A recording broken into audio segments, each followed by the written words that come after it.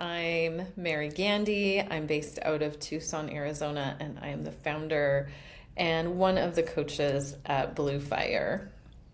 And I am Courtney Sandemersky, and I'm based out of Long Beach, California. And I have been a coach with Blue Fire since 2024. Mary, what have you been up to? Well, I was just sharing with you before we started recording. I was so excited today. I was out at one of my favorite running spots, and I had such a great run, which was fabulous because it has been a bit of a journey in recovering from javelina, which was at the end of October, and now we're in the middle of March. And it's been a journey navigating recovery and waiting for my legs to come back, and it feels like they have, so that's very exciting. And then we had a very busy February, a busy February of supporting and spectathleting for our daughters. We went in the, let's see, it was about a week into February. Eric and I, we crewed and supported our oldest daughter, Peyton, and she did her first 50K at Black Canyon Ultras, which is no easy 50K. Not that any 50K is actually easy, but that one is certainly a fun one. And that's really exciting because Courtney has also coached Peyton, so I feel like you are part of this journey with Peyton getting to her first 50K. And then later on in February, we traveled and watched our daughter race indoor track in her with her college team, and she set the mile record for her school for indoor track. So that was super fun to be there and celebrate with her and be a part of it. So we'll see what March brings, but it's been a pretty fun couple of months. How about you, Courtney? What have you been up to? Yeah, well, first of all, that's just so exciting for both of them. It's so fun to see them like go through their running journey too. Um, Having seen them in Blue Fire Juniors with, I don't know, what were they, 7 maybe, roughly? Yeah, probably 5 and 7. We're pretty young. Yeah, so it was super cool to see them off doing very cool efforts. Um, Personally, I didn't tell you this. I ran my first kind of mile since December. So I've been doing PT for my back. I had a really bad back injury, and so I've been out of running for since December. And yesterday, I did 2 half-mile jogs, and that is the first time I've done that since I got hurt. So it's just so exciting to see some tangible progress in this injury recovery, because sometimes they just like feel like they're dragging on forever. So it's really exciting to see some actual progress. And then beyond that, I've been applying for jobs. So if anyone is hiring in data science, let me know. But it's just a lot of job apps. So it's fun to mix in running and coaching with, that whole ordeal. So last time on the podcast, we chatted a little bit about the origins of Blue Fire, who we are as coaches, and kind of what got us into coaching. And so this time we get to talk about goals. Yes, yes, very exciting. I love goals. I think that is just one of the key things that I love about coaching is that most of the time people have a goal they're working towards. I love having goals in my life. I think there are several races I have entered that I have not gotten to the finish line, but they have still been so valuable because they've just worked as this maybe long-term goal that has helped me work through my daily goals. And so I'm really excited that we're talking about goals today. And the first thing that we're going to talk about when it comes to goals is something I think is really key to goals, and that is our why. The reason why we choose to maybe it's choose a race, why we choose an adventure, why we choose to get up every morning and maybe get up extra early or stay up extra late to fit all these things into our lives. And there is a wonderful TED talk, and that is done by Simon Sinek, and we'll have a link to that in our show notes. It's not a super long YouTube video, but in that he talks about the importance of the why. And I love, like, there's this image in the video, if you watch it, on a piece of paper. He has a circle with a why in the middle. What is the why? What is the reason, the motivation for something? And then the how comes next, and then the what comes after that. And I think that's such a great image for coaching, because it's so important that our athletes know their whys. They need to have that motivation of what helps them, especially on the days, because we all have the days where we don't want to do anything, right, Courtney? I mean, I know we both talk about those days, right? Yes. And so when our athletes know their whys, when we know our whys as athletes and also as coaches, then we can move on to the next, which is the how and the what, which is really, those are the pieces that you and I get to work with our athletes on, is, how does this work? How do we get from point A to point B, and what does it look like? So Courtney, do you have any other thoughts on the whys and how they're so important? Yeah, so I was thinking, like, very explicitly in terms of the training plan. What is the what is the how, and what is the why? So in terms of the training plan, you and I as coaches, like you said, we get to do the what and the how. So in the case of the running plan, the what is the race you're going to do. You want to go out and do a 50K. That's your what. You want to do the 50K and you want to finish your 50K. That's the what. How do you do that? You follow the training plan. So we get to make this training plan for you. You show up all these days. That's how you do it. But knowing that this training plan gets you to your 50K, that isn't necessarily sufficient for getting you out in the door in the morning to do this event. And so then that's where the why comes in. And the why, we as coaches get to help you find your why, but the why is your very personal motivation. It's your reason for being out there. And so when I start working with an athlete, some of the first questions I ask are, why do you want to run? Because sometimes your why is to get healthier. Your why is to move more. But there's so many reasons, or there's so many ways beyond running that you can meet that goal, like biking, dance classes, that sort of thing. And so I think some people come into running with a should. I should be running because a lot of people do it. I should be running because it's a great way to get healthier. But when other things can also help you achieve those goals with more joy, then maybe you might want to tend towards those other things. So why running? And so, Mary, why running for you?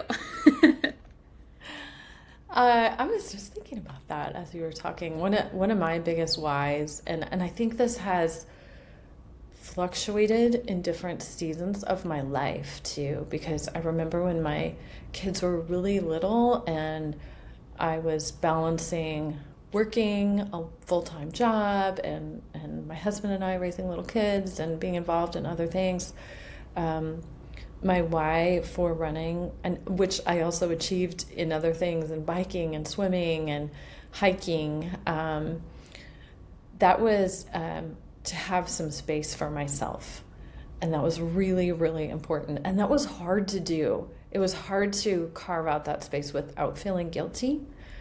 But I knew that when I did that, it also helped me to be better, not better in like an achievement type of thing as a parent or a wife or a friend, but just be a version of myself that was healthier, emotionally healthier, emotionally just more authentic, because I had taken the space.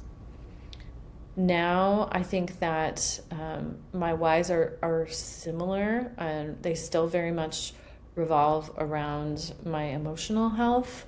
They help me find a sense of balance. And also, I just love being out in nature. And so just having that just connection this morning, I was talking about with you earlier how much I just loved being out and turning off my headphones and listening to the birds and just taking everything in, and just coming back with this sense of peace. How about you, for you, Courtney? Yeah, so I think one of the biggest things for me is having a way to set myself up for any adventure I want to do. I have a lot of friends who want to go climb mountains. And I want to be able to just show up on a random Saturday and be able to climb that mountain too. And I think running, and then a lot of the things that go along with running, the strength and the fueling, that's kind of what helps prep me for that. I read a lot of fantasy novels, and so in the back of my head, like you have this heroine who is coming in, usually from some random small town, never has done any exercise before or whatever, and suddenly she has to save the world or whatever. And I'm like, okay, if for whatever reason I become that person who, I need to be able to hold the sword and the shield, those are heavy, and march across wherever, I want to be ready. And it's like, obviously that's not a real thing, but in the back of my head, that is the person I want to be. And in some ways that's shown up with getting to do the Pacific Crest Trail, like having this background and training. It has given me the opportunity to just show up and do these incredible adventures. And I just want my body to be in a place for that. And so that's one of my biggest whys for running and all the things that come with it. I love that. I think both of us, I hear there's this theme for both of us of being ready, of being prepared, whether it's like this to go climb a mountain on any given day or just being prepared for what the day brings, which both can feel like a fantasy adventure or some kind of huge wild adventure. You never know, Yeah. right? I think one of the other things too that I was just thinking about is I want to show up for myself now so that way I'm in a place in the future that I can still do these things. Like on the trail, I met an 80-year-old who was hiking the trail. And it's one of those moments where I'm like, I want to be that person when I grow up. I want to be able to just hike, 2,000 miles when I'm 80 years old. And it's probably going to look different for all of us, but to set myself up for the future, or say when I have kids and I want to play on the playground too. I want to jump on the trampoline too. And right now with my back injury, I couldn't do that. And I can feel that loss. And I think that we're capable of a lot more than we might expect. And so I think for me, running is a way to set myself up in all of those different areas, and also to push that boundary of what I think I can do and what I might expect of myself. And those are some of my whys. I love that. How do you think we can describe to people or help people discover what their whys are and utilize those whys to serve as motivation? Yes. So I think going back to when we're getting into meeting an athlete for the first time, it's the why are you running, but also why a 50K? Why a marathon? Why a half marathon? Why 100-miler? What is bringing you to this distance or this effort or this goal? Um, I think having examples is helpful because I think people can then find that they do resonate with different things. Like a lot of people want to get into running for the health of it, for becoming stronger, for finding that movement that they can apply for different parts of their lives. What kind of questions would you ask your athletes to also try to dive into that? I have that question just in the beginning of a form, the form that I have my athletes fill out, and it's a pretty simple questionnaire, but that does come at the beginning of it. It's just very simple. Yeah, yeah. Why do you race, or why do you train? And then one thing that I do encourage is that from that answer, to find a way to keep that answer front and center. And sometimes you don't always know the answer to, sometimes it's like you don't always know the why, or the why changes, or it shifts with our life seasons, and that is great. But if you do know it, maybe it's it's you want to stay healthy for your family, so you have a picture of your family in some places in your life that are going to help you remember. I think those things can really help us to get from the why to actually helping the why, letting the why be the thing that helps us get motivated, or a quote, or a word, or just something that triggers that memory on that tough day when we don't want to get out the door, or the race seems too hard, or too impossible. Yeah, I also think for me, one of the things that comes up is a mindfulness. It is there. Okay, there's a comparison trap. You don't want to spend too much focus on comparing yourself, but also to see where you're at today versus where you were at yesterday, and be able to attribute that change to the actions you've made. I ran a mile yesterday because I showed up at strength training, and I showed up at physical therapy, and I did my exercises. And that directly led to me running that 1 mile. And sometimes just having that mindfulness of how these actions are directly relating to the outcome we're hoping for. Like, a month ago, I didn't feel strong. Today I feel strong. And I know it was because of the actions I took. So using that as the motivation of, I know there is an actual response that's happening from the actions I'm taking. So I'm going to show up today because I know, yes, showing up yesterday did something. Mm-hmm. And so taking that mindfulness, I think, can be very helpful. And you mentioned motivation. So motivation is so important. But I think there's a misconception of what motivation is. I think some people picture motivation as this wonderful, inspired feeling that you just get. You just wake up and be like, I am motivated today to go for a run. And I think that is cool if you feel that way. But to wait for that magical feeling to take action, I think you might be waiting a while. And so I think where motivation comes from is that mindfulness of your why. It's what is the reason you have for getting out in the morning and doing it, even if it doesn't feel fun at the time, it's doing it anyways. Do you have any thoughts on that? I was just thinking how many times I wake up or go out for a run and think, I actually don't want to do this right now. And then I get out there and I'm doing it and I think, I can't believe I didn't want to do this today. And then I will lots of times take pictures and share them, almost as to serve as a reminder for myself It's a really, for me, it's a powerful way to use social media because it's there as a record. And sometimes I'll go back at maybe a reel I've made of a place that I've gone and where I've even said on there, I didn't actually want to train today.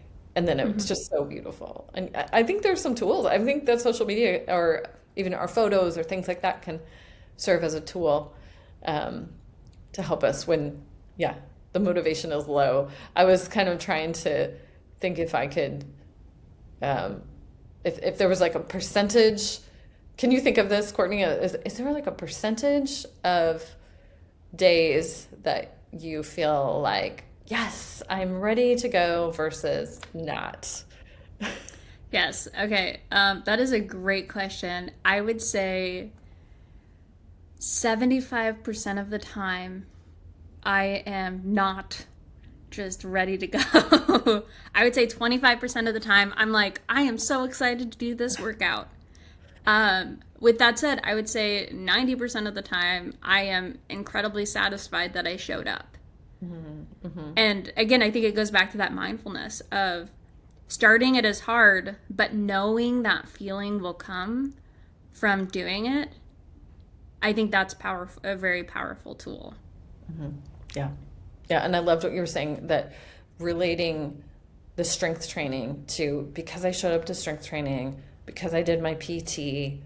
I believe I was actually thinking that on my run today. I'm so glad I've been doing the strength training I've been doing because I think it's working. But you don't feel it for a while. And it's hard for it to be wrapped into your motivation for Yeah. even sometimes months with strength training. And I get that because I don't really like strength training. And so it's important for me to to connect it to this is why I'm here to serve for future motivation. Yes. Yeah, and I think also going back to that inspired feeling, I think that like magical inspired feeling comes from repetition. Hmm. I think that inspired magical feeling is like biological. It's your body recognizing that you're going to do a thing that's going to bring a benefit. Like it might even recognize that, running gives endorphins. And so it's like, this is a positive feedback. But it takes your body a very long time to make that connection. And so if you're like 1 week in and you're not feeling that, that's not surprising. It might take a month or two or three before your body starts to recognize that doing this action is going to provide these good feelings. And so, again, waiting for that inspired feeling, it's not a very beneficial way to show up. It's like it's like if you have a job and you're waiting for that inspired feeling to show up for your job. Like that's not why you're showing up for your job. You're showing up because you have the motivation to make the money you need to do the things you need. And so that would be like that external motivation. But and then you might have some internal motivation of, like I enjoy this job I'm doing. But again, waiting for this magical feeling of inspiration, it takes time and like consistency for that to show up. I think that's so true.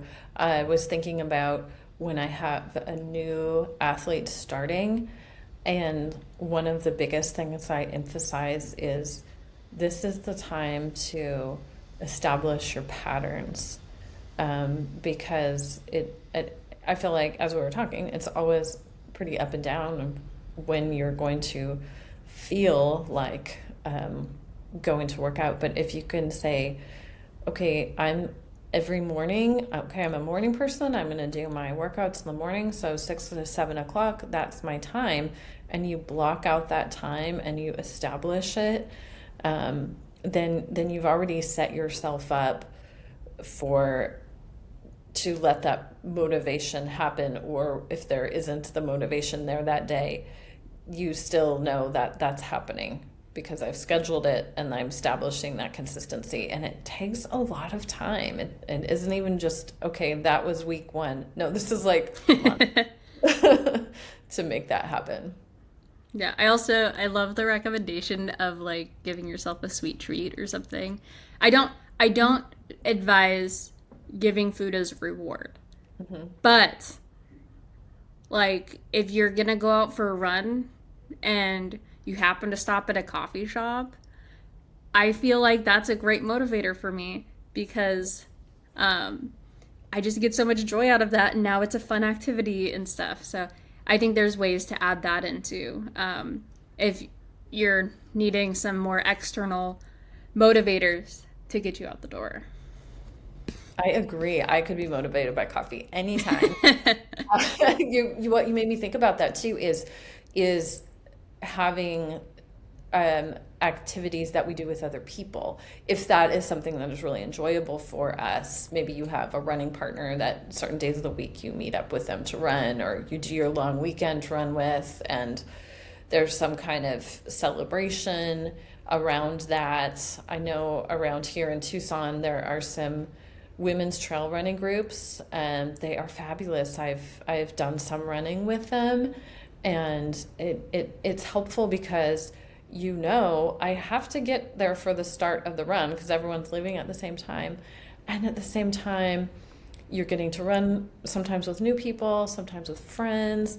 And then what I love is just the gathering at the end and just getting to chat and connect. I think there's this reward also in getting to that part of it. Yeah, and I love the accountability of making a plan with somebody else and then having plans with other people. I feel like community nourishes the soul. And so to share this activity that you were going to do anyways with somebody, I feel like that is a very powerful thing. Yes, yes, definitely. I highly recommend Trail Sisters. They're all over the country.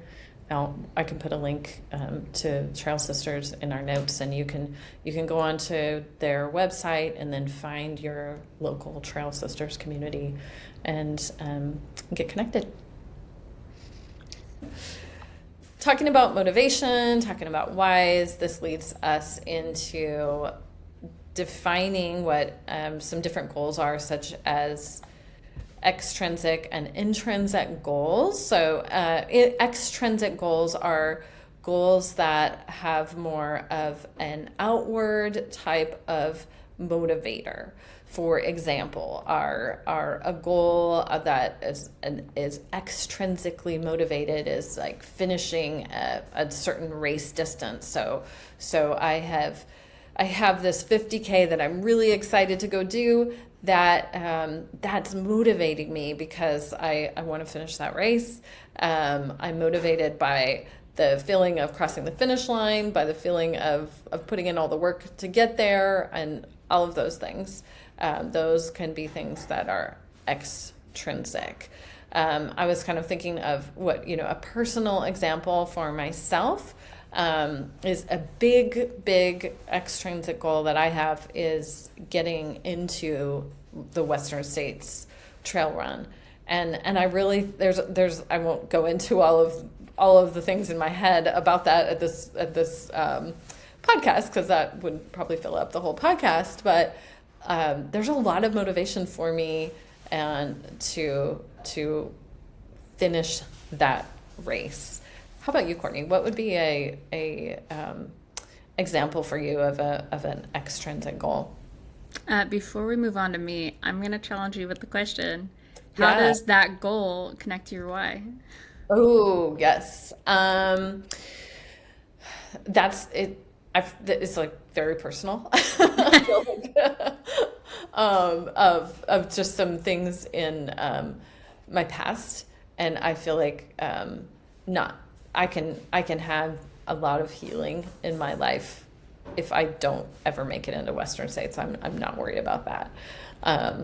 But it also serves as a goal in a way that I grew up with horses, and we did a lot of trail riding, and that is very much a big piece of that race is that they started doing that race. It was actually first a long distance trail race for people on horseback.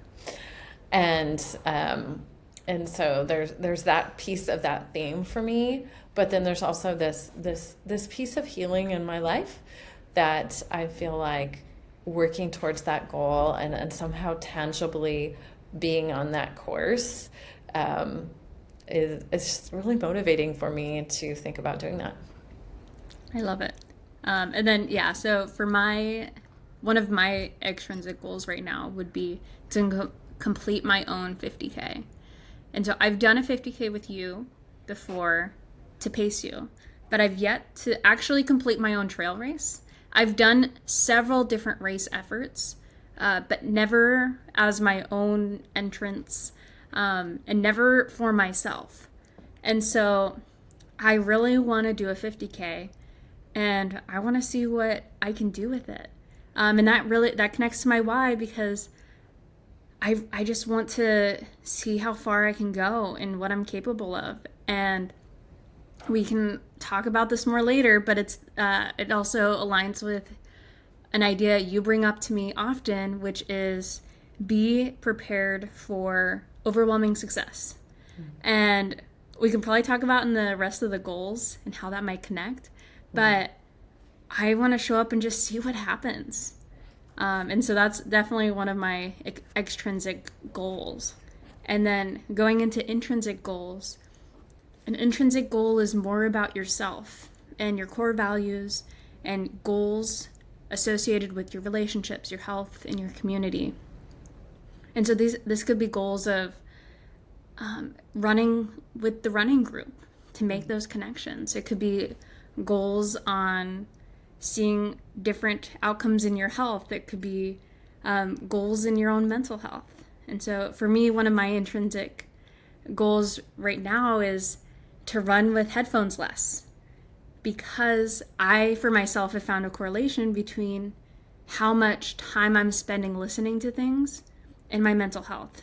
I find that when I am having a hard time, I try to cover that up with listening to books and podcasts and music, because I just don't want to be with myself.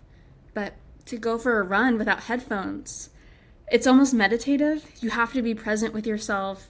You are experiencing the world around you, and you just think or you don't think. And I think that's a very powerful thing. And so that's like an intrinsic goal for me, is running without headphones more, just to better connect with myself and just be allowed to be present with myself. And so what is an intrinsic goal for you? Before I share my intrinsic goal, I just want to say I was working on your intrinsic goal on my run this morning, and it's so funny.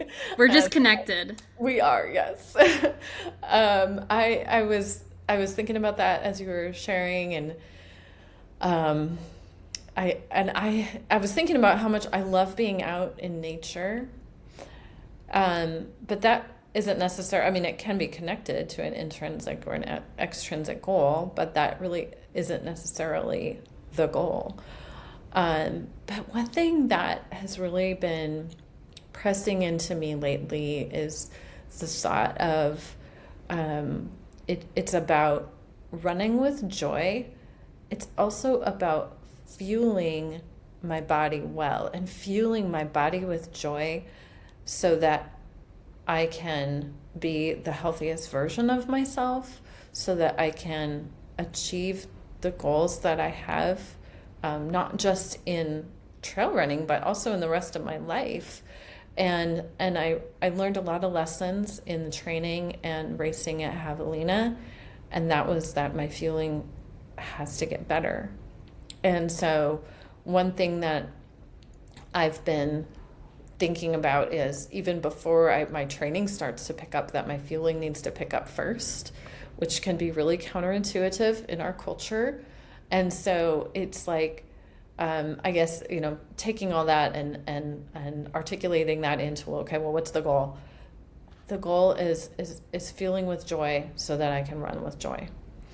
And so that for me has been very powerful in all of my life, because I'm choosing the things that I enjoy eating. An example is I go back and forth being vegetarian and eating meat. when I was training for javelina, I started eating more meat. Some of it was necessary protein that I was finding that was an easier way for me to get the protein, but I really didn't like it. And so I've been back to mostly eating vegetarian, and I'm just trying to be cognizant of feeling very well within that style of eating. And I enjoy it so much more. And then I'm happier when I go out and I go running. Yeah, and I feel like that's probably an intrinsic goal that a lot of people can identify with. It's this finding joy in eating and finding a healthy relationship in fueling. I think that's a huge challenge that we could talk about forever, because of how people in society has approached fueling and nutrition. And to work on that positive relationship is great for running, and then you're just your person in and of itself. And so I love that. I love that goal.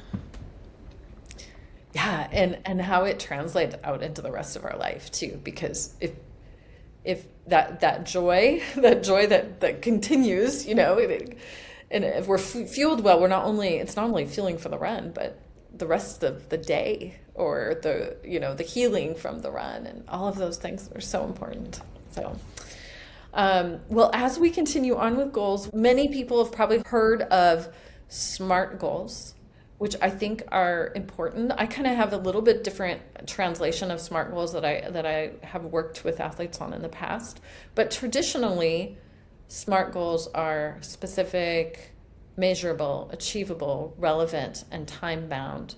And so what we wanted to do today was simply give our own examples of SMART goals in our lives. So we'll go back and forth. We'll start with specific, and I'll go first. And I already shared this. So specific is just that. It's just it can be. It doesn't have to be necessarily a race. It could be something in a day of training. It could be extrinsic, intrinsic, whatever it is. It just needs to be specific. So mine is getting into Western states is one of my specific goals. How about you, Courtney?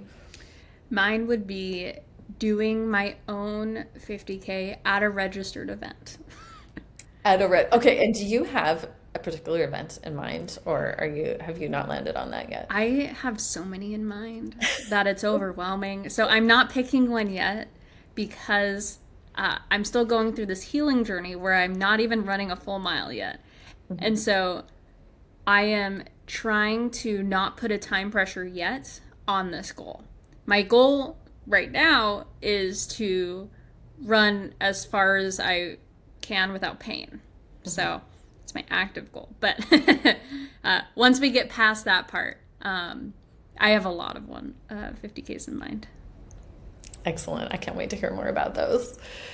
Well, we move on next to measurable, which can sound similar to specific, but measurable really is, it can be a time, it can be a distance, it can be by a certain time or something like that. And so mine is similar in like getting into Western states also takes completing other races. And so one of my measurable ones is to finish a 100-mile race, which definitely is measured, although trail running, it's about 100 miles. It doesn't have to be that specific, but that it is exactly 100 miles. But that is mine. How about yours, Courtney? Yes, mine is also the distance. So it's finishing the 50K at this point. And then we'll get into my thoughts on time when we hit achievable. Okay. That sounds good. So we go to that. Do you want to go ahead with your achievable? Yes. So when I was training for my first 50K, I had a completely arbitrary time goal for the race, based off nothing besides vibes. And I don't even know if it was necessary. It was probably achievable, but not for what I wanted out of the race. I wanted to just finish. And then I set this other goal, which we can actually talk about more later. But for this race, this hypothetical 50K I want to do, my achievable goal is to finish it. And I'm going to be very stern on that goal of keeping it to finishing it and not introducing a time goal. What about you? Very good, very good. Achievable for me also is part of the specific and measurable goal, and that is the process to reach the specific goal. It becomes achievable as I take the necessary steps to get there. So that can be it's achievable when I do my strength training. It's achievable when I do some shorter races. It's achievable when I practice my nutrition well and practice that joy of good nutrition, on and off the trail. Those are the parts. So I feel like it's achievable for me is wound into the process. And also, another thing about all of these, so when I feel like achievable is one that I've often thought this is a really good time to check in with the people you do life with. So it's the people you do life with. It's the season of life that you're in.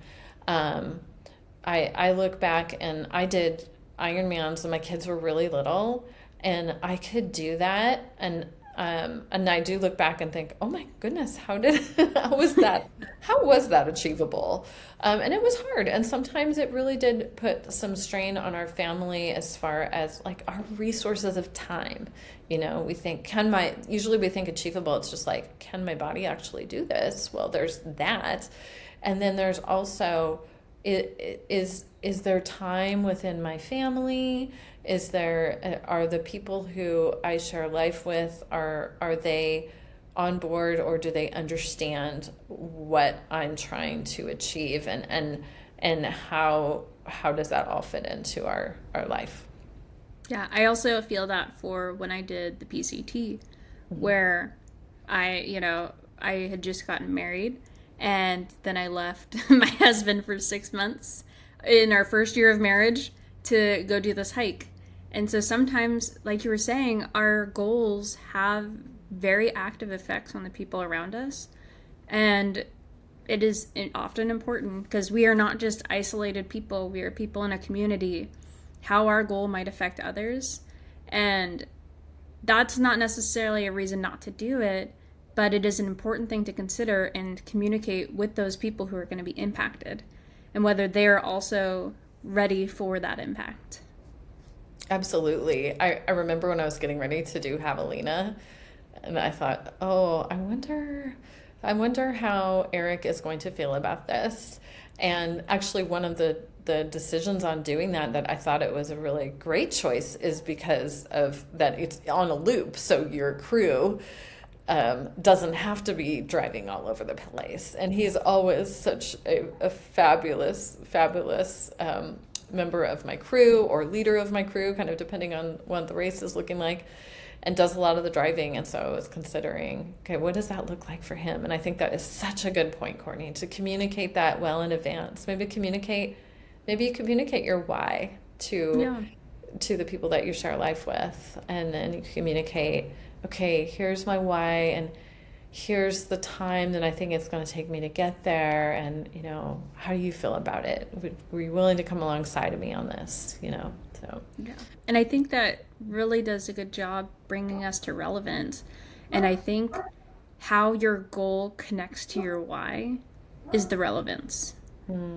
Is it fulfilling that need that you're looking to get out of running? Like, if your goal is to race 50K in under 6 hours, is that really feeding the goal that I have of just like getting to adventure? It's an awesome goal, but if it's not directly feeding your why, then it might then become more challenging to find that motivation. Coming back to like motivation, your whys, it's all connected to, now we're getting to talk about the goals. How are you connecting your why to your goal? And so for me, the relevance of that 50K is the challenge. It's the new distance. It's getting to do it by myself, for myself. And so then it becomes that relevant goal.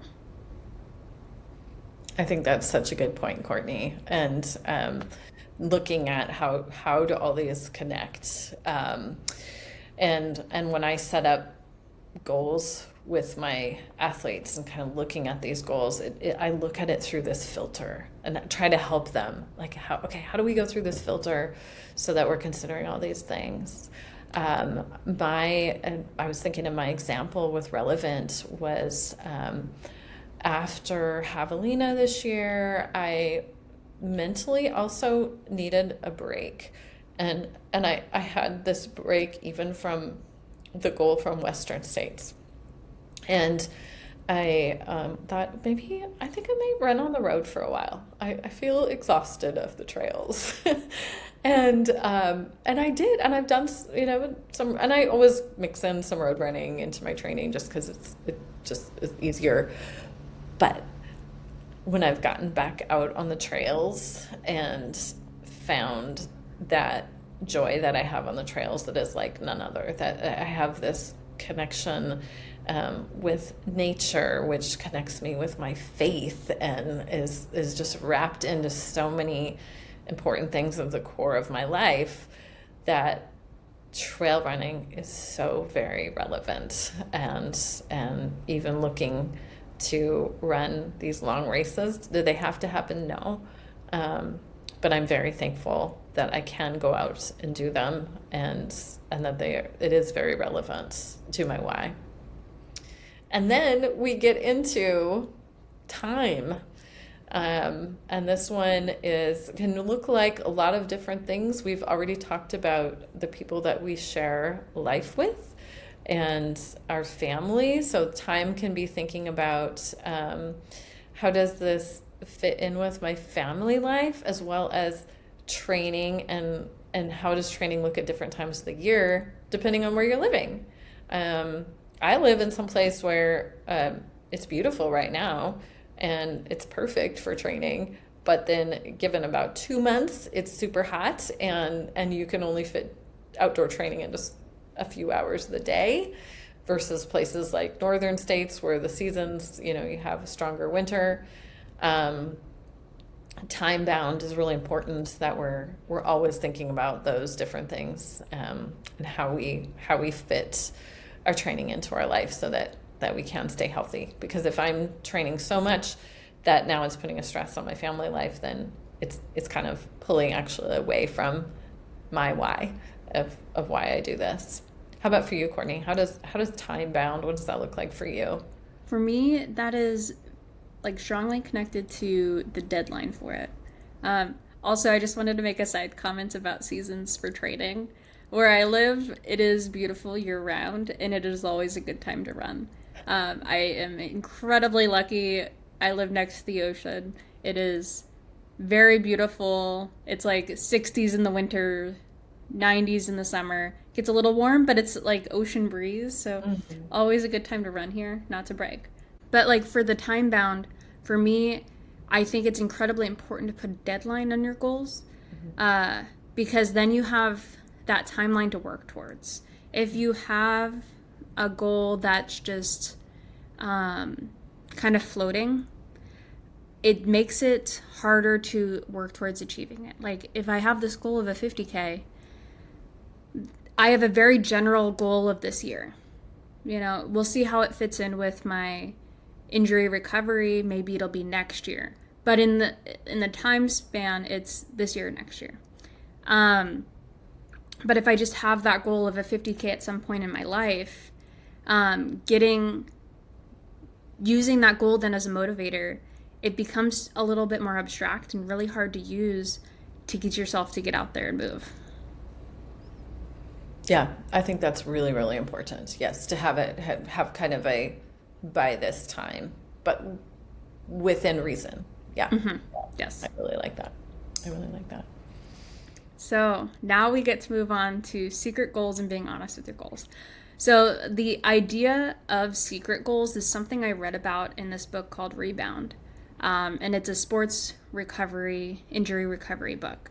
And the base idea is having these subconscious goals you've accidentally set for yourself without any of the smart side of it, where it's just this, it's essentially a dream, it's a hope, but you've set it as an accidental goal in the back of your mind, so you're going to feel the impact of not meeting that goal. Because when we have our goals that we're setting, we feel the impact of meeting them or not meeting them. It's this very positive or very negative feeling if you've met your goal or not met your goal. So when you've accidentally created these secret goals or not being honest with yourself on your goals, and then you go out and you don't meet your goals, you're going to feel that impact. And so one of the examples I have for this is associated with this injury recovery. So originally I was supposed to do a 50K in April with a bunch of people, but then my back got hurt. And so I knew a 50K was out of the picture because there was no way I was going to be able to recover and train in that time span to make it a healthy decision to run the 50K. But in the back of my mind, part of me was like, but what if I could? You know, what if I could do the slightly shorter race maybe? But with that, it was just like this back of my head dream that I didn't have a plan for. I wasn't training for it. There was no reason to suggest that I would be able to do it with my injury recovery. And so what then happens with that is I've accidentally set this goal in the back of my head without a plan, and I'm going to feel disappointed when I don't meet it. Even though I never acknowledged it as a real goal, I'm going to feel that disappointment of not meeting it. And so I think it's incredibly important to practice recognizing those for yourself. And you and I have talked about this with athletes coming in with their own like secret goals that they haven't communicated with us, where we have not prepped them for this goal that they did not share with us. And so they might go into this race thinking they can do something, which maybe they can, but they've never been prepped with the intention to do that thing. For example, like a time goal. Like you're going into this 50K with this arbitrary time goal, in my case of way back when, of like, I think it was 8 hours, but it was a very challenging course at like 11,000 feet of like, that's the elevation it was at. And so I think taking it back and being incredibly honest with yourself of what are your goals, why are they there, and are you actually taking action to meet those goals? So do you have any thoughts on that? I love it. I thank you so much, Courtney. I had never heard of secret goals, but I have definitely had secret goals. I just didn't know there was. I think we all do it. I think it's so natural and human. Oh, right. I think sometimes even I keep thinking, I don't have an example, but I know I've done it in the middle of the race, all of a sudden deciding, oh, I think I just want this to happen today. And it's just so funny because that was never on the table. And then it's really easy. So that's kind of one thing that's going through my mind is how can we manage that? I don't know if manage is the right word. My other thought is, can they be good? Are there places where secret goals can be beneficial? One thing I often do, if I have a goal, I'll get the calendar out and I'll like long range plan it out. So I think that's a really good thing to do is either yourself do that or talk with your coach and say, okay, is this goal possible in this time span or this time span? So that way we can shed some light on it, take it out of the being secret.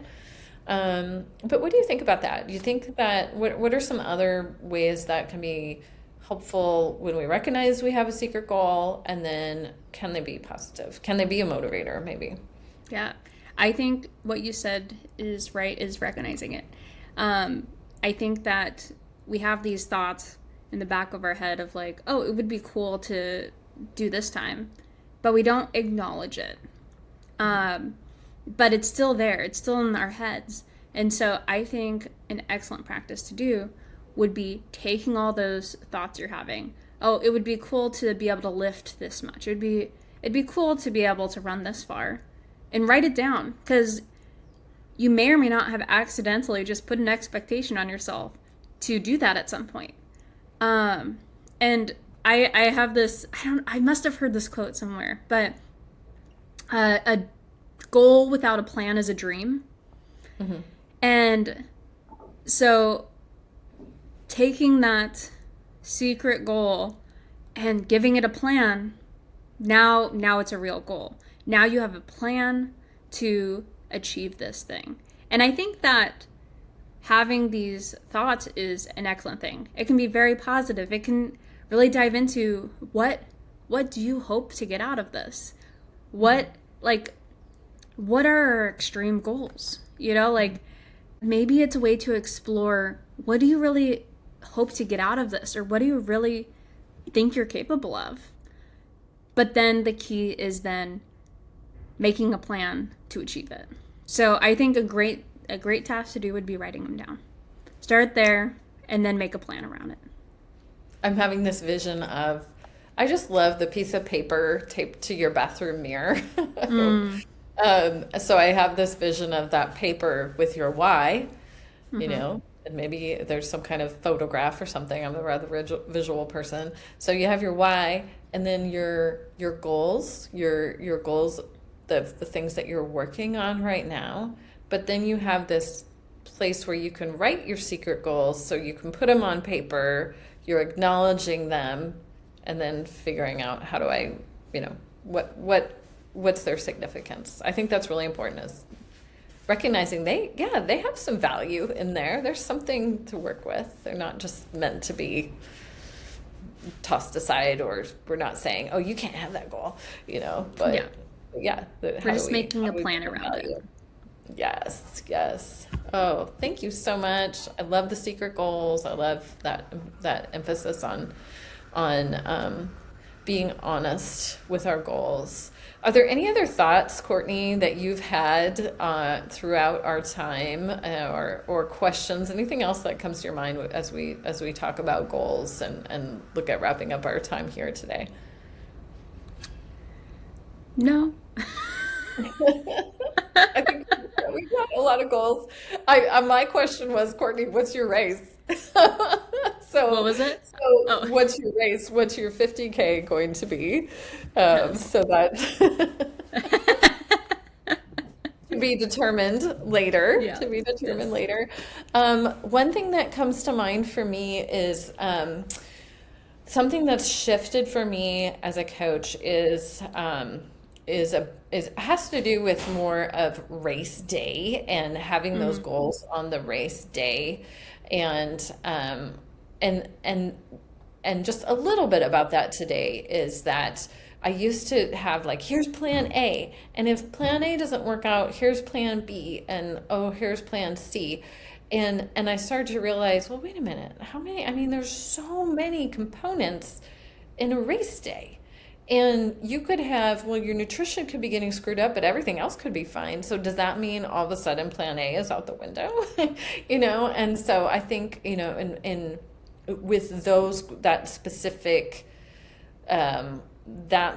point on working through a goal. But I think this also could be applied to, as we're working towards a goal, is that it isn't linear, that goals they're wild, and I just think of a line that's, the up and down, or maybe some circles, and, I think that's what I love about coaching, is that it's never linear. Things happen in our lives that we make adjustments, and we go, okay, but how do we keep the trajectory towards that goal, working through whatever challenges that we have. And so that's what I've come to, not only on race day, but in all, other parts of coaching, but it's just is learning to adjust to each little hurdle or road bump or thing that we have to go around, so that we can be moving towards that goal. Yeah, and I love that. I think it's very dynamic, and I think they can change as you're going through your seasons. Um, One of the things that did come to mind is your body has a physiological response if you've met or not met your goal. So, like you were saying with the race plan, having your A, B, C, the moment something's happened that you've lost your A and you've moved to your B, there's a loss that happened. You have now not achieved your goal A. Now we're going to go on to goal B. And so I love that rephrasing of it where it's not about perfect nutrition. It's about, being as good at nutrition as we can, and here's our plan around it. And, like being dynamic with it, but it's not just, did you achieve this? You did it versus not in a race setting. And I feel like that's really important because if something goes wrong in a race setting and it's not perfect, that can be very challenging in that moment. It can be very defeating.